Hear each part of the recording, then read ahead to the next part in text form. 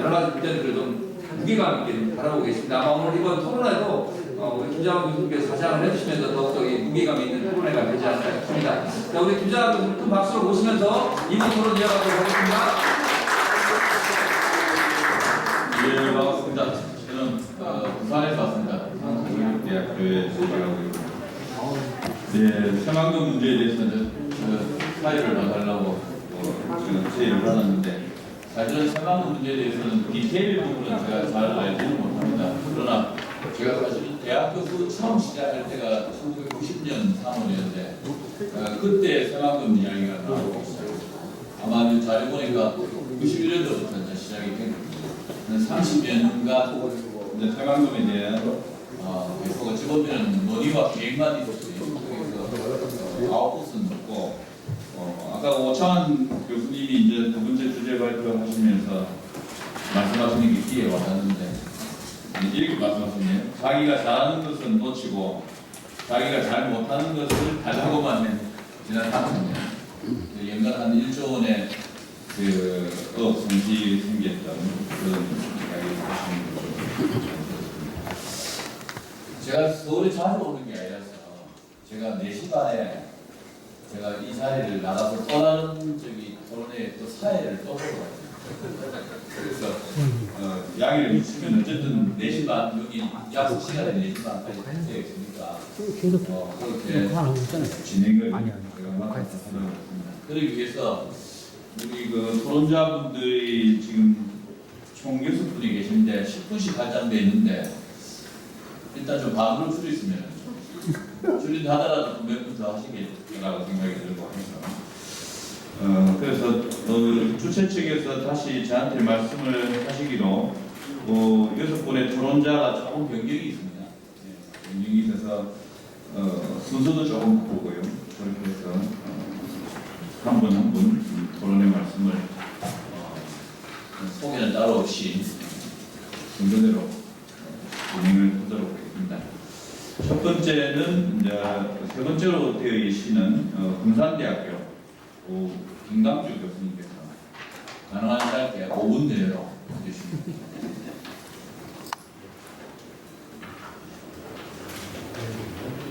안녕하십니까. 금산대학교 김강주입니다. 제가 세 번째인 줄 알았는데 첫 번째 하게 됐습니다.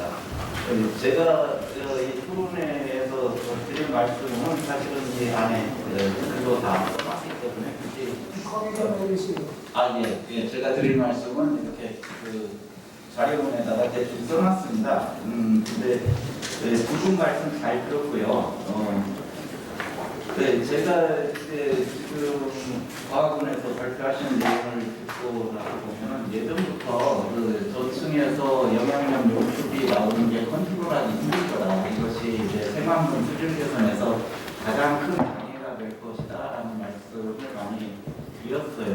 그리고 물론 이제 과거에서 수준 계측 결과에서 이제 도달할 거라고 했었을 때의 저층 연출은 상당히 미미하게 고려가 됐고, 근데 이제 최근에는 그 저층에서 영향력이 용출돼 나오는 양을 과거보다는 3배 정도는 증가시켜서 시뮬레이션을 하고 있고, 이것 때문에 목표 도달에 상당히 큰 장애가 있을 것 같다라는 얘기를 듣고 있어요. 그냥 아직 결과가 나온 건 아닌데, 근데 이제 말씀하시기에 이제 3배 정도 증가시킨 것이 그렇게 적합하겠냐? 라는 것은 오창환 교수님이 언뜻 얘기하시기에 상당히 많은 양일 거다. 저도 지금 말씀드리자면 상당히 많은 양일 거다라고 생각을 해요. 그 차이가 어느 정도가 될 거냐면 아마 수백 배, 수천 배가 될 거예요. 왜 그러냐면 지금 그게 모델링에다가 적용했다고 하는 연출률을 제 발표 자료 그림 1에 보면 두 가지를 비교했어요. 실험을 통해서 용출률을 측정을 했다고 하는데, 그 실험실에서 측정한 것은 단순히 물하고 퇴적물하고 반응을 시킵니다. 그러면 퇴적물 공급 속으로 영향력이 나왔던 것이 이제 확산돼서 수층으로 흘러나오는 건데, 이것은 단순히 뭐라고 해야 되나, 온도 차이에 의해서 나오는 게 아주 느리죠. 근데 실제는 지하수가 공급수를 밀어내면서 7층으로 밀어나오거든요. 이 차이는 거진 1,100 정도 차이가 날 거라고 생각을 합니다. 그리고 그 공극에 나와 있는 인산염 2의 농도가 제 그림 2에 있는 것은 제가 10년도 더 됐는데 이제 과거에 얻었던 자료예요. 여기 새만금 주변에 있는 지하수죠. 중극수가 바로 지하수입니다.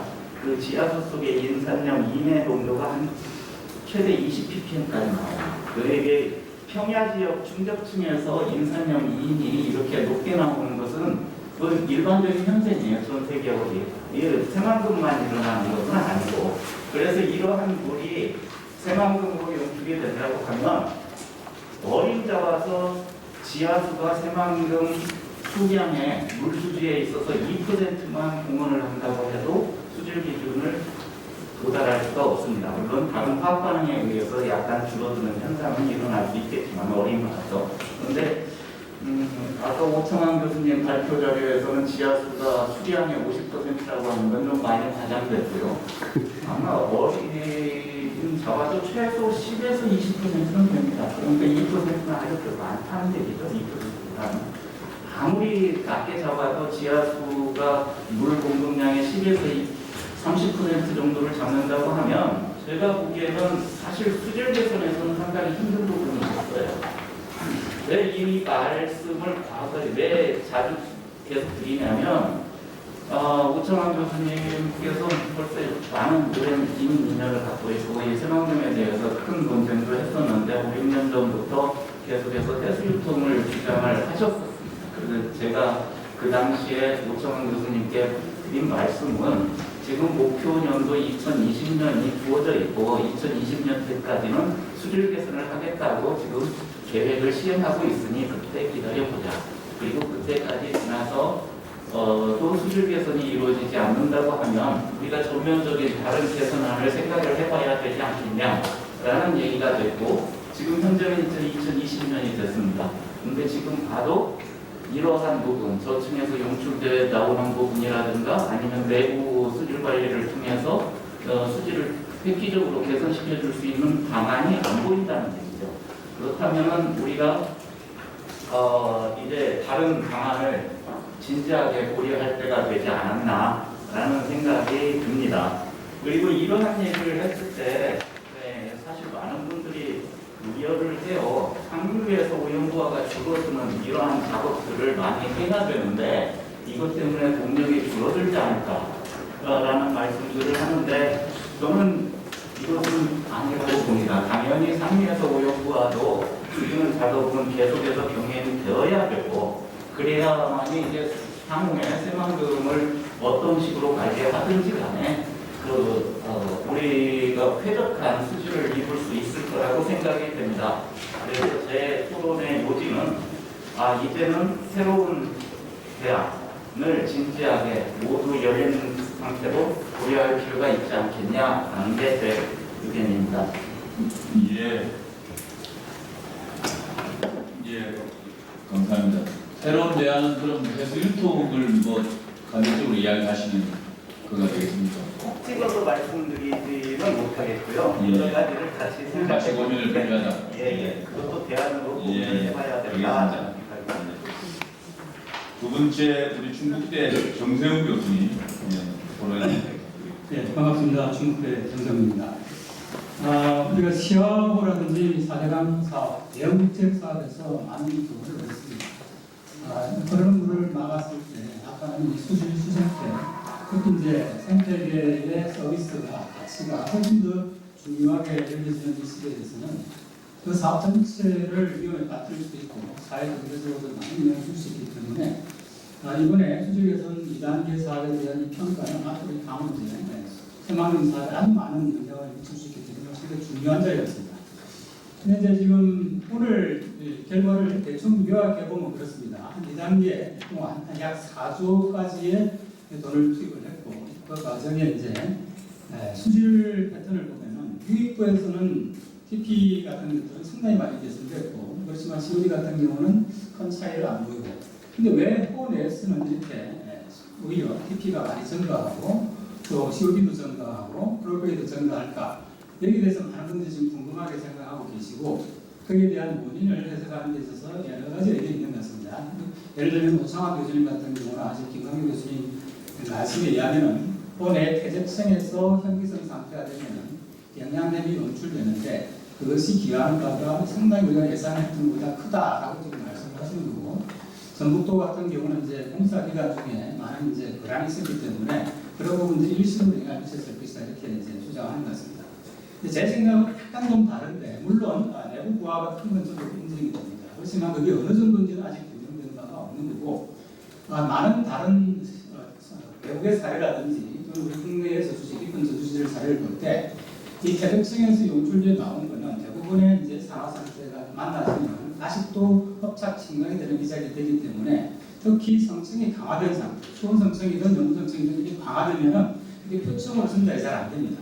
물론 이제 턴오버 기간 수직원이 강하게 일어난다든지 바람이 강하게 불 때는 표층으로 전달돼서 수질에 많이 영향을 미치지만 전체적으로 그렇게 영향을 많이 미치지 않는 것이 이제 학설입니다.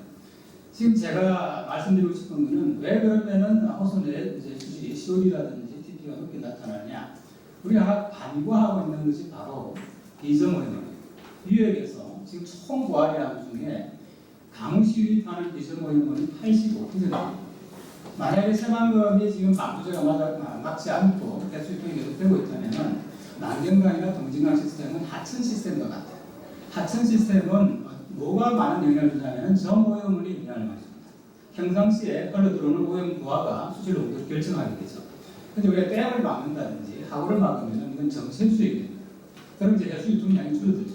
그러면 뭐가 수질을 결정하냐면은 상위에서 들어오는 오염 부하가 결정을 해버립니다. 그럼 오염 부하는 언제 들어오죠? 85%가 비가 올 때 들어오는 거예요. 그럼 왜 상위에서 TP는 개선된 걸로 나타났느냐? 2012년에 우리가 대대적으로 총인 처리 시설을 만들었고 전주 하수실장도 보도를 했죠. 그것 때문에 대단히 급격하게 전국적으로 TP는 줄어들었습니다. 근데 우리 환경부의 수질 측정망 데이터는 비가 안 올 때 측정한 데이터 대부분. 그러니까 비가 안 올 때는 TP가 줄어드니까 그건 개선된 걸로 나왔어. 근데 COD는 개선이 안 됐잖아요. 그게 바로 그걸 이야기해 주는 거고. 그럼 대부분 이제 호수의 수질은 비 올 때 들어오는 비점오염에 의해서 이제 결정이 됩니다. 그 비점오염 어디서 들어옵니까? 축산 또 농경지에서 들어오죠. 아까 오염원 데이터를 보시면 알겠지만 그동안 10년간 많은 투자를 했죠. 50%가 점오염원 투자했습니다. 나머지 50% 비점오염은 투자하고 축산 부분에 했는데 서방공역 전체적으로 볼 때 그 투자는 터무니없이 작은 거예요. 그리고 오늘 보여주신 데이터 중에 강우시 들어오는 오염 농도를 보여준 거 없습니다.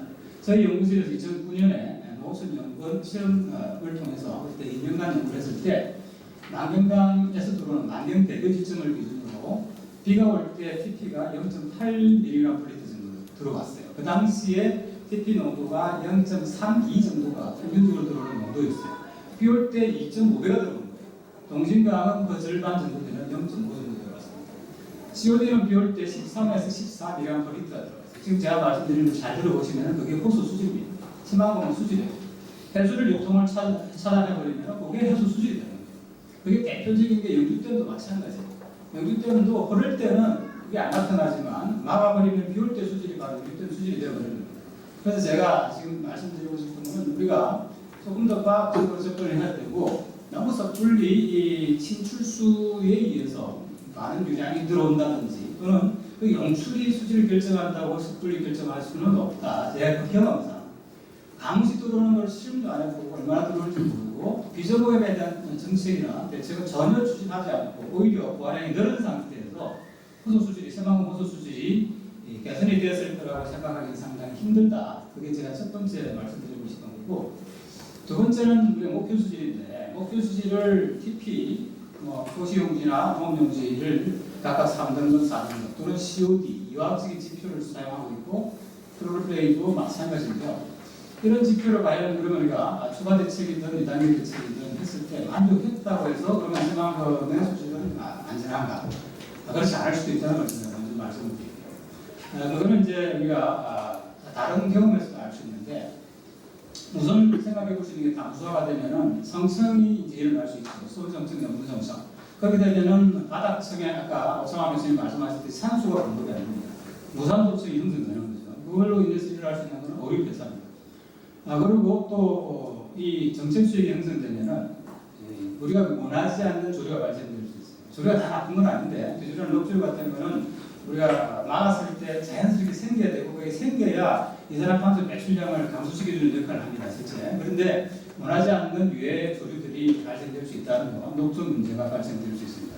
그래서 지금 우리가 이화학적으로 TP를 0.1로 맞추고 0.0으로 맞춘다고 해결되는 게 아니고 저층에 나타날 수 있는 광범위한 무상소청, 어류패사, 녹조 문제는 여전히 위험성이 남아있다라는 걸 저는 좀 말씀드리고 싶고 이런 일들을 할 때 너무 성급하게 조급하게 적은 예산으로 제가 전공의 수질 모델링 모니터링인데 너무 적은 예산으로 적은 인력으로 빠른 시일 내에 만들어보자 하니까 TP나 COD가 만족하냐 이걸로만 지금 급급해서 하는데 나중에 그걸 만족하더라도 세방금에서 나타날 수 있는 다양한 지금 말씀드린 이런 기후 문제라든지 하이폭시아죠. 그리고 이제 녹조 문제가 나타났을 때는 또 다른 또 논쟁이 되고 사회 실패를 가질 수 있는 중요한 요인이라는 걸 제가 말씀드리고 싶습니다.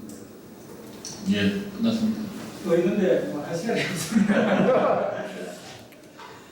그래서 이제 마지막으로 해수유통과 관계되는 양심한 말씀을 드리면은 자 목표 수질이 이제 달성이 어려면 다른 옵션을 찾아야 되는데 해수유통을 생각할 수 있죠. 아주 좋은 대안인데 해수라는 것은 이제 아까 말씀하신 것 같이 담수보다 무겁기 때문에 밀도가 높기 때문에 저층으로 이입을 하게 되고 세게 형성을 들어버립니다.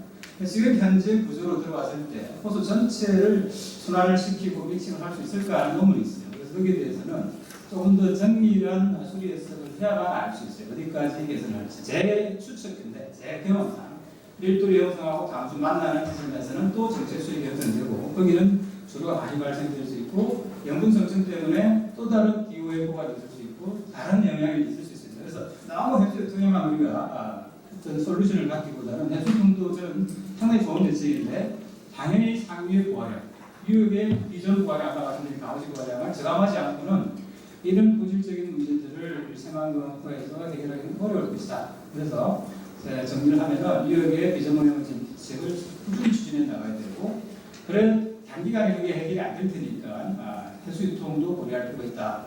이렇게 그렇지만 그게 아주 전반적으로 개선하지는 않을 거다. 이 정도로 제가 말씀을 드리고 제가 시간이 없으니까 마치도록 하겠습니다. 예.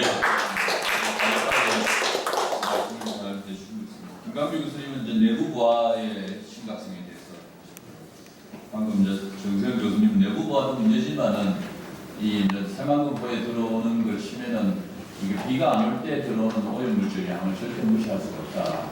비가 올 때 들어오는 지정 오염의 문제를 지적했습니다. 사실은 그 이명박 정부 때 4대강 사업하면서 이명박 정부도 16개의 4대강 고를 만들면서 우려했던 게 그 고인 상태의 녹조였습니다. 그래서 그걸 해결하기 위해서 이명박 정부 때 5천억을 들여서 총인 처리시설을 기존의 하수 처리장 말단에 설치를 했습니다. 그 효과로 이 새만금포, 공유인, 동진강, 강림강 지역의 총인 농도도 아까 보니까 0.6에서 0.1ppm으로 많이 증명했습니다. 이건 4대강 전체에서도 사실은 2012년 4대강 사업 이후로 총인 농도는 엄청 떨어졌습니다. 엄청 떨어졌는데 문제는 이제 이렇게 새만금포처럼 고이니까 4대강에서 16개 고에서도 녹조가 필수준의 총인 농도가 유대점에서 그런 측면에서 지금 말씀을 하셨고 그래서 투트랩 전략을 이야기하신 분들 시민사회가 주장하는 해수유통 그 부분에 대해서도 동의도 하면서 그리고 들어오는 오염 특히 이제 비정오염 비가 올 때 쉽게 되는 오염이나 컨트롤까지 사시되어야만 이게 효과가 가능하다.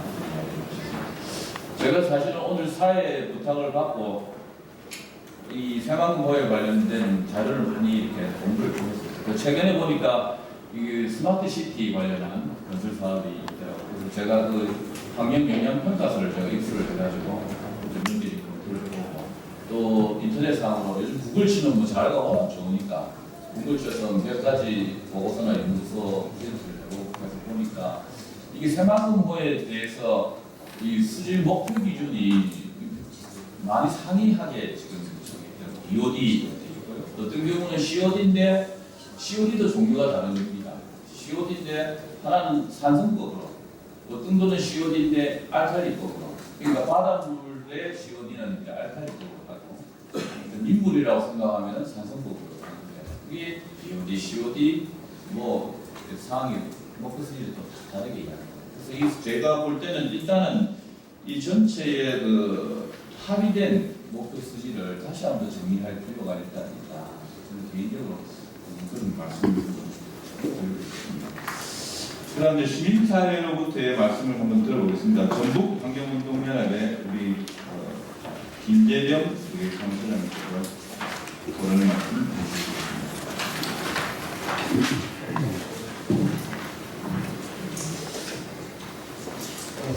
사무처장 김재병입니다. 오늘 아까 말씀 이렇게 듣고 저희 이제 시민사회 단체가 주장하는 해수유통이죠. 해수유통이고 물론 상부의 수질 개선도 필요하다고 봅니다. 거기에 대한 자세한 설명을 드리겠는데요. 지금 이 수질이 새만금고에서 그 자체 안에서 막혀서 정체되는 것들도 있고 또 앞으로 이 예부 개발을 했을 때 그런 정체가 굉장히 심각해질 거라고 봅니다. 구체적으로 이 용역과 관련돼서 얘기를 하자고 보면 어쨌든 지금 제가 여기 그 자료에도 그거 슬라이드에서 따온 것이긴 한데 이 환경과 또 간문 이 직선상으로 연결되는 지점들의 수질값을 평균을 해서 이 부분이 목표치를 달성을 하면 된다라고 판단을 하는 것인데요. 구체적으로 보면은 부산 가까운 쪽 사실 물이 유통되지 않고 굉장히 고여 있어서 이미 현재도 그렇고 또 용역에서도 이 부분 굉장히 정체된다라고 하는 부분들이 기본적으로 있고요. 또 시황하고 달리 이 새만금호는 내부의 국제협력용지가 매우 많은 수로들과 이런 형태로 되어 있습니다. 시황은 굉장히 어떻게 보면 그 안쪽에 물과 접하는 선이 단순하다고 볼 수 있지만 새만금 사업은 관광 레저용지, 그다음에 복합도시 용지가 굉장히 복잡한 수로 형태로 되어 있기 때문에 여기에서의 물이 썩는 것은 굉장히 그 명확 관한 일이고요. 이 부분은 실제로 지금 양지포구 쪽 좁은 수로에서 늘상 우리 경험하는 일입니다. 이 새만금호 전체는 뭐 좀 괜찮을 때라고 하더라도 이 안쪽은 거의 늘 간장 색깔이고 거의 물고기들이 계속 떼죽음을 당하고 있는데 이 부분들이 결국은 이 안쪽에 좁은 수로와 정체된 곳에서 늘상 발생을 할 것이다. 즉 아까도 저기 정세훈 교수님 말씀하셨는데 수질 목표를 달성했다라고 되느냐? 그게 그렇지 않고 정체된 많은 곳들에서 우리는 그러니까 직접 가까이 보는 직접 살게 될 스마트 수변 도시든 관광 레저용지든 바로 앞에서는 굉장히 심각한 문제들을 가져올 거기 때문에 그래서 저희는 이 부분들을 해결하기 위한 아주 혁신적인 방법에 어떻게 보면 가장 자연스러운 방법이고 원래 자연이 해왔던 부분들을 도입을 하자라는 말씀인 거고요. 또 단지 이것은 그 깨끗한 바람이 들어와서 단지 희석하는 효과뿐만 아니라 어쨌든 시화호의 선례들을 보면 이 해수 조위에 따라서 안에서도 해수만큼은 아니지만 조위의 변화가 생기고 갯벌이 드러나고 이 갯벌 생물 등을 통한 자연 정화 예전만큼은 아니지만 원래 갯벌이 했던 그런 역할들을 다시 하기 때문에 그래서 사람이 노력하는 것과 자연이 하는 것들을 함께 할 수 있다 이런 부분들이 꼭 필요하다고 생각이 듭니다.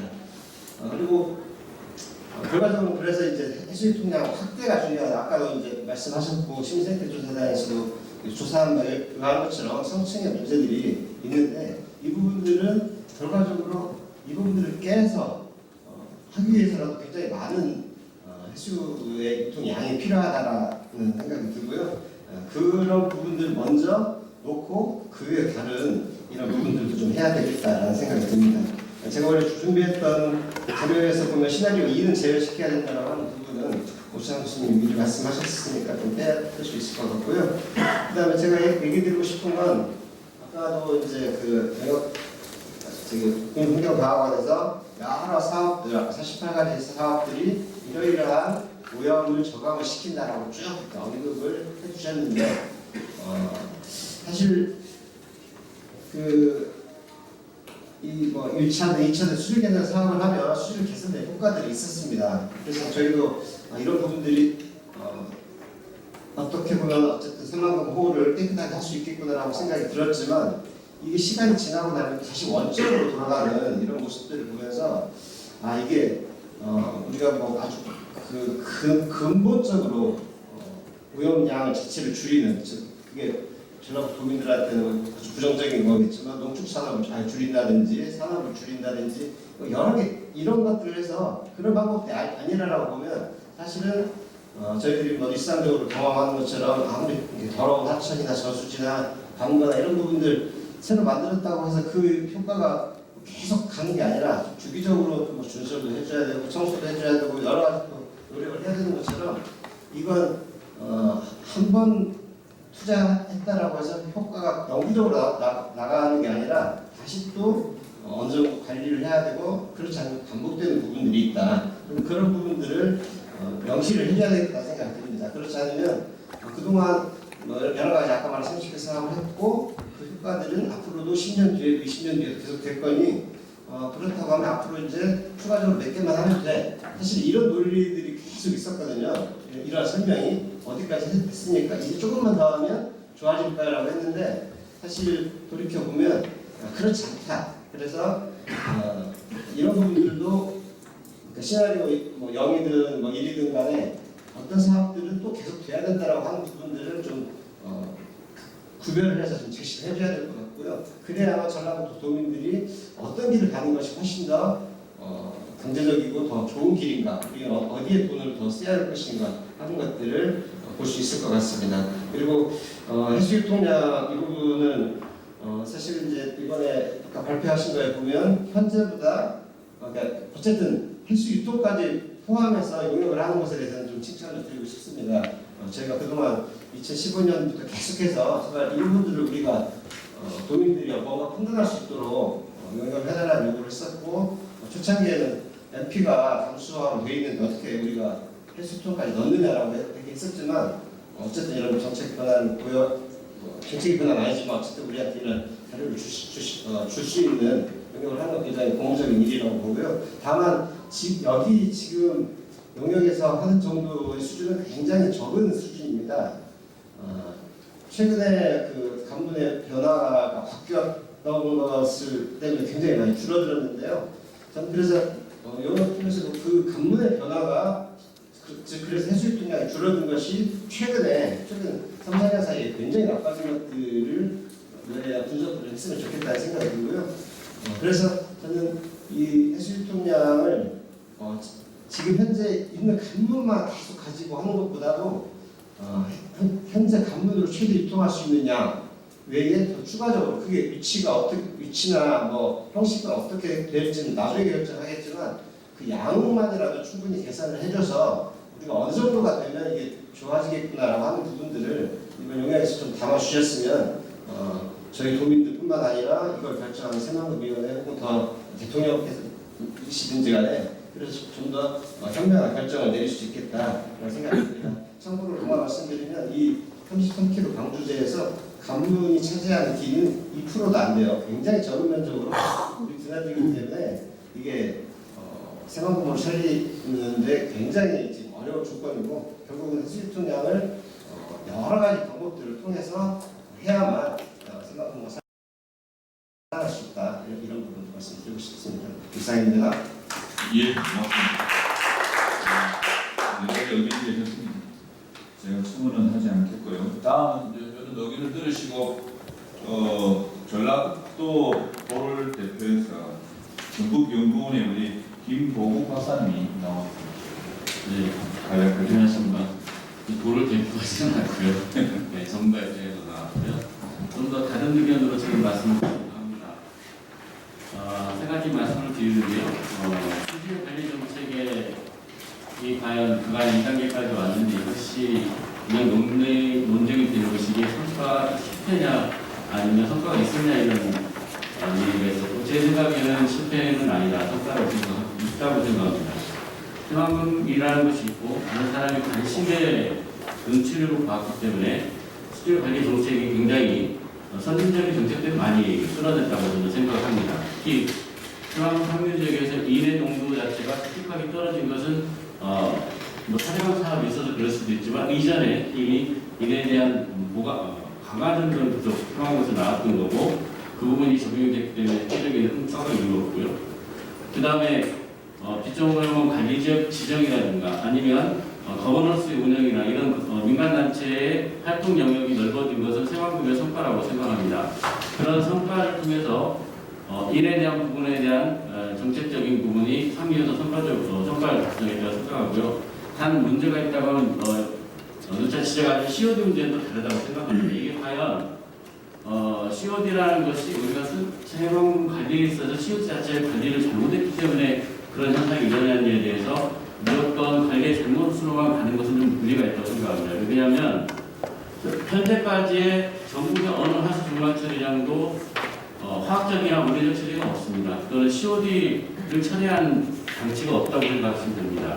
대부분의 경우에 유기물을 처리하는 데 중점이 되어 있는 거고요. 그렇다면 세관금의 기관의 정책 자체가 COD와 관련된 특히 유기물 자체에 대한 처리를 위한 정책적인 부분이 없었던 이유는 그간의 저희들 논쟁의 가장 중심이 일에 있었기 때문에 그런 결과가 나왔다고 보고요. 오늘 오창환 교수님 발표하신 내용도 있지만 2단계 우리가 중간 평가 때 수질 관리에 대한 예측 결과에서도 COD 부분을 크게 문제로 제기하지 않았습니다. COD 문제가 발생한 이유는 전반적으로 저는 사회적인 여러 가지 현상들이라고 생각합니다. 단 세관금에서만이 나타나는 현상은 아니에요. 왜냐하면 COD는 어느 강에서 지금 COD가 늘어나고 있습니다. 왜냐하면 여러분이 사용하고 있는 여러 가지 화학 제품이라든가 산업세수에서의 남불협성이 계속 증가하고 있기 때문에 COD 자체가 증가하는 것은 단 세관금만의 문제가 아니고요. 향후 환경부가 가야 될 정책적 방향을 이제 사회에서 이슈가 제기되고 있다고 생각을 하고요. 향후에 세관금의 정책 방향은 이를 어떤 영향력에 제거해서 COD의 정책적 방향으로 전환을 해야 된다는 어떤 시사점을 얘기하고 있다고 생각을 합니다. 두 번째는 현재 빚점에 관련된 정책은 누차 앞에서 설명을 하고 계시지만 빚점에 관련 이제 시작입니다. 어떤 빚점에 관련된 부분에서 효율을 성급하게 효과가 없다 이렇게 판정하기보다는 이제 빚점을 관리해야 될 필요성이 더 증가했다고 생각을 합니다. 왜냐하면 저도 연구를 진행하는 바 있지만 농업에서 나오는 것과 기존의 하천, 전주천이라든가 기존의 열려있는 공간에서 나오는 부하보다 농업에서 상당히 부하가 높게 나타나고 있기 때문에 이 농업에서에 대한 관리 부분이 상당히 중요하게 현재 부각이 되고 있습니다. 그래서 이러한 앞서서의 여러 가지 쟁점화되어 있는 이런 부분은 현재 세관금의 예술관에 있어서 새로운 정책적 방향의 전환을 요구하는 그런 인자들이라고 생각하고요. 그런 부분에서 어떤 지금까지 1단계, 2단계 왔던 부분에서의 어떤 성과들이 미치지 않았으면 하는 바람이 있습니다. 두 번째는 해수 유치림량 증가에 대한 부분인데요. 과연 우리가 해수 유치림량의 증가가 모든 술 문제 해결에 하나의 대안으로만 자리하는 것이 과연 맞는가에 대한 부분입니다.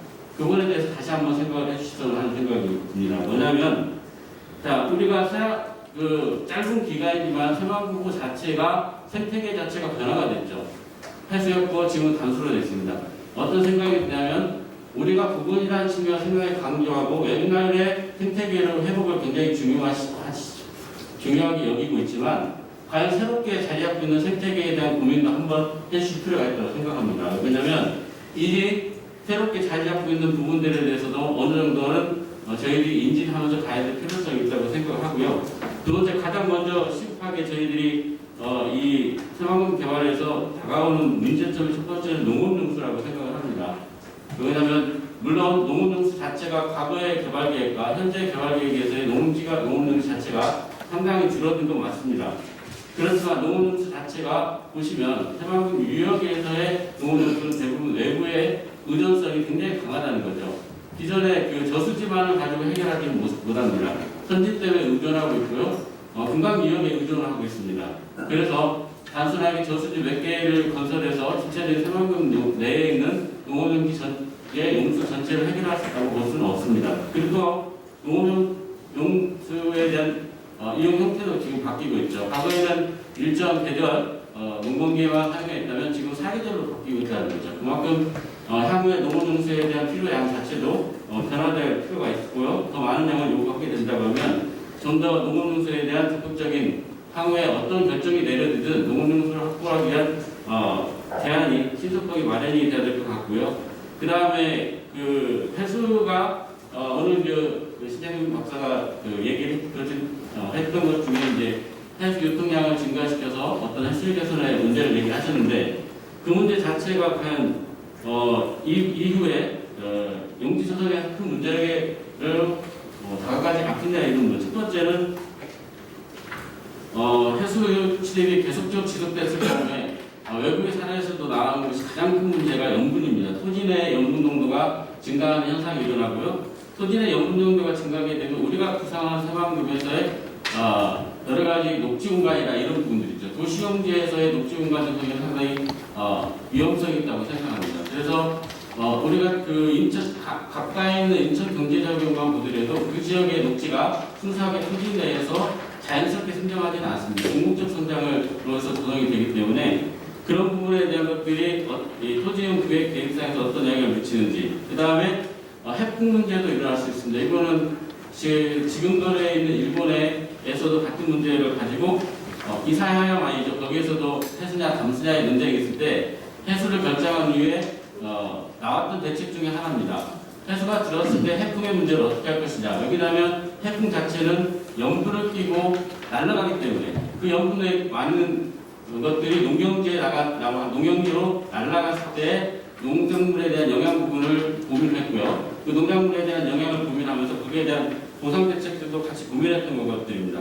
이런 부분들이 해수의 유통이라는 결정이라든가 여러 가지 결정들이 내려졌을 때 후속적인 환경적인 문제들이 어떤 것들이 일어날지에 대한 것들도 충분한 고민이 병행돼서 이루어질 필요가 있다고 생각이 됩니다. 이걸 통해서 어떤 그 계획이 전체적인 변화가 일어나게 되면 지연이 되고 또 사회적 비용이 일어나게 되는 거죠. 그게 과연 어느 정도의 코스트 비용과 사회적 지연이 일어나는지에 대한 충분한 논의와 논쟁을 통해서 합리적인 방안의 결정이 이루어졌으면 하는 생각입니다.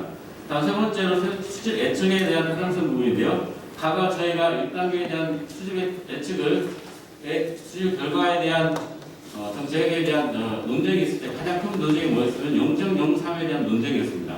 0.03이라는 것이 기존 농도보다 높아졌기 때문에 이게 과연 그 수질을 달성할 수 있느냐 없느냐를 가지고 굉장히 따졌습니다.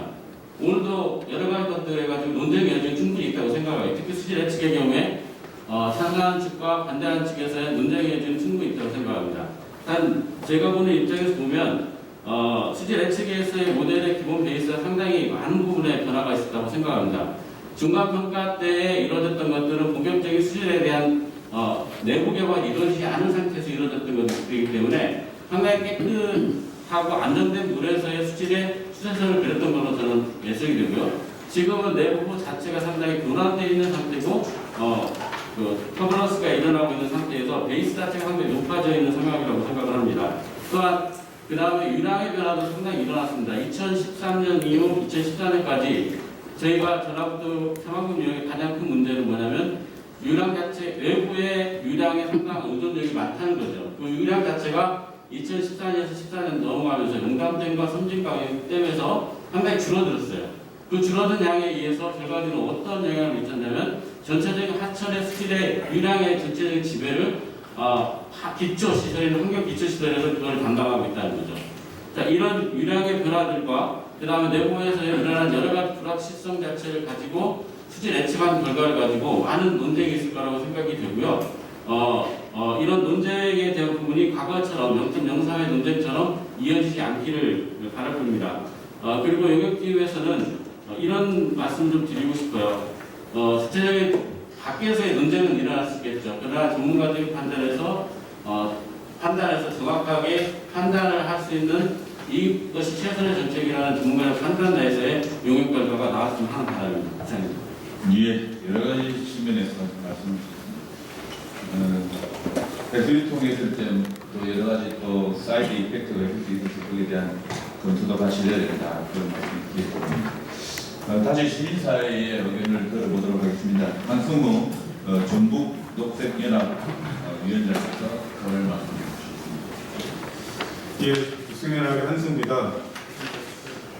방금 앞에서 전북도청 전국발전연구원은 김복 박사 말씀해 주셨는데 원래 중복도가 계속 얘기했던 이야기와 토론문과 좀 다른 이렇게 말씀을 하셔가지고 제가 좀 순발력 있게 대응하기에는 한계가 좀 많이 갔습니다. 그래서 저는 그동안 전라북도가 주요하게 새만금 세통 문제에 대해서 얘기했던 걸 중심으로 제 얘기를 하도록 하겠습니다.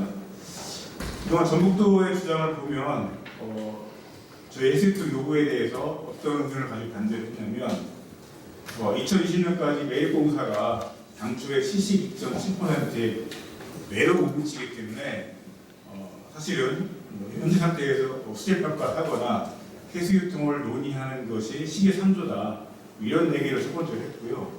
또 하나는 지금 사망 수질 개선 사업을 계속 하면서 정부의 수질 개선 받아야 하기 때문에 수질 개선 앞에서 해야 된다, 해수유통하면 안 된다 이런 얘기를 했던 것 같습니다. 그리고 앞에 오늘 토론 자료에 낸 것 중에 하나가 방금 김복 박사님 얘기하고 일맥상통하는 것 같은데요. 목표 수질 달성이라고 하는 정책적인 목표도 중요하지만 과정도 중요하다. 그러면서 지금 좋아지고 있기 때문에 좀 더 해보자 이런 취지로 이렇게 말씀을 하시는 것 같습니다. 그 부분에 대해서 좀 얘기를 하도록 하겠습니다. 먼저 당초 계획 72.7%에 못 미치기 때문에 지금은 좀 이르다라고 얘기를 하고 있는데 매립사업과 수리개선 사업과는 완전히 별개라고 생각하시면 됩니다. 매립사업을 72.7% 잡은 이유는 사실은 예산 문제, 내지는 준서에 따른 매립의 문제 이런 것들 종합적으로 고려해서 2020년까지는 72.7% 하겠다라고 했던 겁니다. 반면에 새만금 수리개선 사업은 이미 2002년부터 10년 동안 해서 실패를 했고 또다시 2011년부터 10년까지 해서 20년까지 하겠다라고 해서 올해까지 해서 수질 개선을 하고 있는 겁니다. 그리고 그걸 통해서 목표 수준을 달성을 해서 올해 당선하겠다라고 하는 계획을 가지고 현재까지 추진한 거고요. 그래서 원래 매립의 목표하고는 별개다라고 하는 말씀을 드리는 거고 그리고 새만금 사업이 개발이 되면 진행이 될수록 수질은 더 악화될 수밖에 없는 구조를 가지고 있다라고 하는 겁니다. 지금까지 목표 수질이 개발 목표에 상당히 미달했기 때문에 더 해보아야 된다고 하지만 개발이 진척되면 진척될수록 수질 오염이 더 발생될 수밖에 없다고 하는 겁니다. 새만금호 내부에서 5억 7천만 톤의 흙을 준설을 해야 되고요. 김재현 회장님이 얘기하신 것처럼 개발될수록 내부는 더욱더 복잡해집니다. 정체 수용은 더 늘어납니다. 하면 오염도 발생될 수밖에 없다고 하는 겁니다. 현재 상태가 오히려 더 수질이 좋은 조건일 수 있다고 하는 걸 말씀드리고요. 두 번째로는 정부의 수질 개선 예산을 더 가져오기 위해서 수질 개선 사업을 계속 해야 된다. 아직 해수유통하면 안 된다. 이런 말씀을 하시는데 이 부분 앞에서도 오창 교수님도 말씀을 하셨고 김정 사장님도 다른 시험에서도 이미 해수유통 하고 나서도 수질 개선 사업을 더 많이 가져오고 있다는 얘기를 하고 있습니다. 새만금 수질 개선 사업이 새만금 사업이 전라북도 예산에 미치는 영향을 제가 54페이지 자료에 적어놨는데요. 이거 통계청 자료입니다. 통계청 자료가 나와 있는 게 96년부터 전라남도 자료가 있어서 적어놓은 건데요. 1996년도에 전라남도와 전라북도의 인구는 각각 전라북도가 200만 명이었고 전라남도가 217만 명이었습니다. 그런데 2018년에는 전라남도가 186만 명이 됐고 지금 전라남도는 191명이 됐습니다. 1만 명이 됐습니다.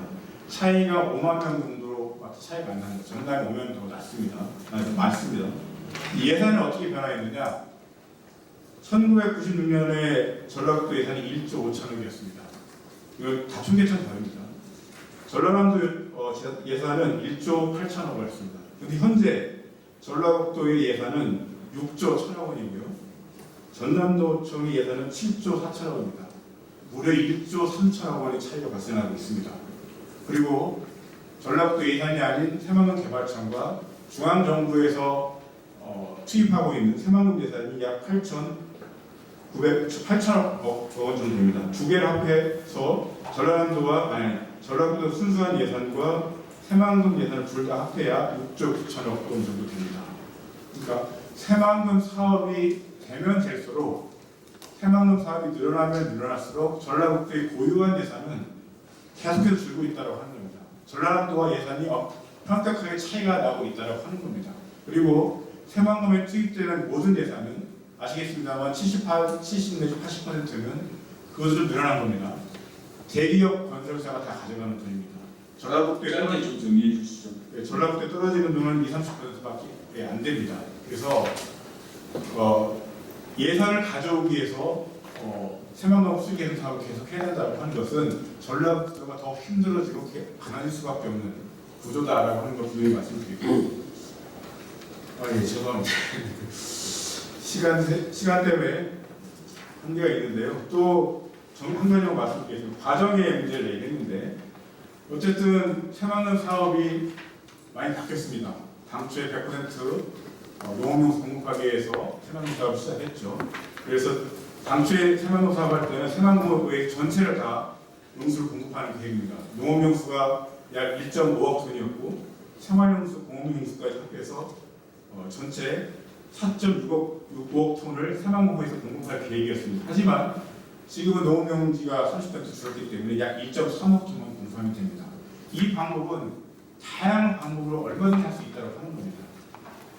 아까 이 정부에서 환경부에서 추진하려고 하는 인처리수만 활용을 해도 3.6억 톤 조달할 수가 있습니다. 예산을 얼마 들이지 않고도 농업용수 공급할 수 있는 충분한 대안이 있다고 하는 겁니다. 당초의 계획이 바뀌었으면 새만금 용수 공급할 수 있는 계획도 바뀌어야 됩니다. 목적도 바뀌었고 과정도 바뀌었다고 하는 겁니다. 그러면 목적과 과정에 맞게 새만금 수익 사업도 다양히 바뀌어야 된다고 하는 겁니다. 여전히 원래 당초에 잡았던 계획대로 잠수하를 고집하는 것 자체가 잘못됐다고 하는 겁니다. 새만금의 계획 죄송합니다. 달리고 있는 서울에서 달리고 있는 열차가 원래 당초의 목표는 부산이었습니다. 그런데 어떤 사정이 있어서 익산으로 바뀌었습니다. 그런데 지금 새만금 사업은 아무 생각 없이 계속 부산으로 가고 있는 이런 형국이라고 봅니다. 지금이라도 대전에서 익산으로 갈아타야 되는데 그러지 못하고 있다고 하는 겁니다. 그래서 목표도 잘못되어 있고 과정도 잘못되었다고 하는 것을 분명히 말씀드립니다. 이상입니다. 예, 감사합니다. 예, 마지막으로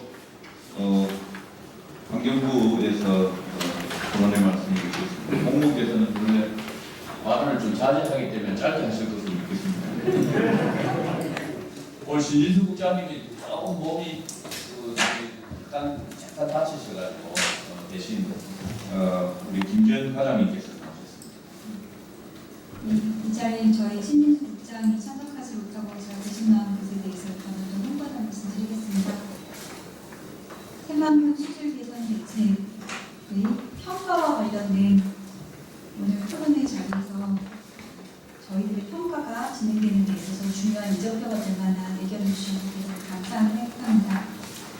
사실 발표 내용 자체가 전문적이다. 그래서 토론 과정에서 좀 정리가 되기를 바란다는 사회자님의 말씀이 있으셨던 것처럼 저희 환경부가 국립환경과학원이 주관해서 진행하고 있는 이 평가 사업은 어떤 목적, 저희가 지향하는 어떤 정책적인 그런 고려가 아니라 대단히 과학적인 자료에 기반을 해서 현재 저희가 가용한 최대한의 객관적이고 최신의 연구 효과들을 반영하고자 노력을 하고 있습니다. 다만 그 과정에서 아직까지 학계에 합의되지 않고 다양한 논란이 있는 이슈들, 문제가 제기되어져 있고 최신의 연구물들이 쏟아져 나오고 있는 것들을 정부 연구 요금의 특성상 다 반영하기 어렵다는 점에 대해서는 말씀드릴 수밖에 없을 것 같습니다. 다만 학계에서 국내에서 충분히 공인되어져 있는 연구의 성과들이 있다면 그런 것들을 베이스로 해서 연구 용역진이 진행을 하도록 저도 잘 감독하고 함께 논의해 나가도록 하겠습니다. 수질 개선 대책을 저희가 모델링을 통해서 예측으로 평가한다는 것이 참 많은 부담감이 있고 모델링이라는 방법론 자체에 거부감이 있는 전문가분들도 상당히 많이 계십니다. 그럼에도 불구하고 저희가 2011년도 또 그 이전부터 환경부의 수질 개선 대책을 추진하고 그 이후에 10년이 지난 이후에 이것을 이러한 모델링 방식으로 이런 연평균의 수질 데이터를 활용을 해서 수질의 어떤 결과물을 활용을 해서 평가한다는 것이 당시 정부 내에 합의된 결론이었습니다. 그래서 지금 현재 환경부가 수행하고 있는 모든 종합평가의 연구의 내용은 당시 합의된 정부 내 합의 사항에 기반을 해서 하고 있기 때문에 이미 세팅된 룰에 의해서 일단 환경부가 연구를 진행을 하고 있다는 말씀을 드리겠습니다. 물론 이 룰에 대해서도 지금의 시점에 봤을 때는 좀 부족하고 개선의 여지가 있을 수 있다고 보여집니다. 그러한 것들이 저희가 중간중간 전문가 자문회의라든지 이런 토론회 자리라든지 많은 인력을 주시기 때문에 그런 내용들을 저희의 이 평가 사업의 연구 보고서 안에 다양하게 담을 수 있는 방법을 고민해 나가도록 하겠습니다. 특히 목표의 재설정과 관련된 문의들을 많이 주셨습니다. 이것은 두 가지로 말씀을 드릴 수 있을 것 같습니다.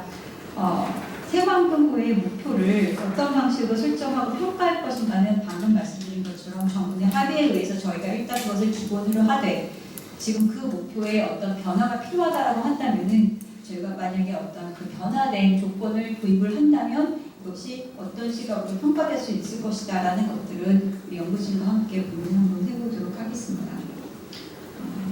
새만금호가 담수가 되는 것이 바람직하느냐 아니면 해수 유통을 해야 하느냐라는 의사결정을 하는 주체가 환경부는 아닙니다.